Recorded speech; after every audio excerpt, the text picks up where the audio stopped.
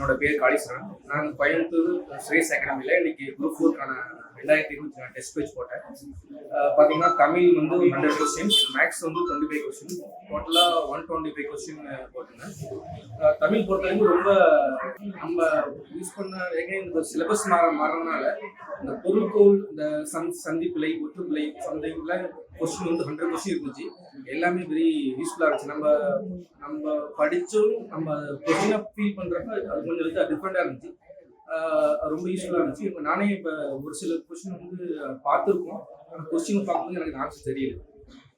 Next பார்த்தீங்கன்னா maths வந்து 25 question, அது கொஞ்சம் டிஃப்ரெண்டாக கொஞ்சம் யூஸ்ஃபுல்லாக இருந்துச்சு. டெஸ்ட்டு முடிஞ்ச அப்புறம் டீட்டெயிலாக வந்து எக்ஸ்பிளைன் பண்ணாங்க. தமிழுக்காட்டும் சரி, மேக்ஸ்க்காட்டும் சரி. தமிழ் வந்து ரொம்ப டீட்டெயிலாக வந்து அந்த புணர்ச்சி விதிகள், அது எப்படி வந்து புணர்வு, எப்படி நம்ம சேர்த்துறது, பிரித்தது, எப்படி சொல்றாங்க, ரொம்ப டீட்டெயிலாக எக்ஸ்பிளைன் பண்ணாங்க. மேக்ஸுக்கும் அதே மாதிரி இந்த 25 கொஸ்டினும் டாப்லேருந்து பாட்டம் வரைக்கும் வந்து நமக்கு எந்த அளவுக்கு நமக்கு வந்து புரிய வச்சாங்க. நமக்கு ரொம்ப டைம் டெஸ்ட் கொஸ்டின் முடிஞ்சதுக்கு அப்புறம் நமக்கு டீட்டெயிலாக வந்து ஒரு பேப்பர் கொடுத்துறாங்க. ஸோ அந்த நம்ம அதுலேயே வந்து பார்த்தீங்கன்னா இது வந்து ஆன்சரோட நம்ம ஒவ்வொரு அந்த எக்ஸ்ட்ரா இருக்க அந்த ஆப்ஷனுக்கும் வந்து அவங்க ஆன்சர் வந்து டீட்டெயிலாக எக்ஸ்பிளைன் பண்ணுறாங்க. இப்போ மேக்ஸுக்கு வரைக்கும் ரொம்ப யூஸ்ஃபுல்லாக இருக்குது.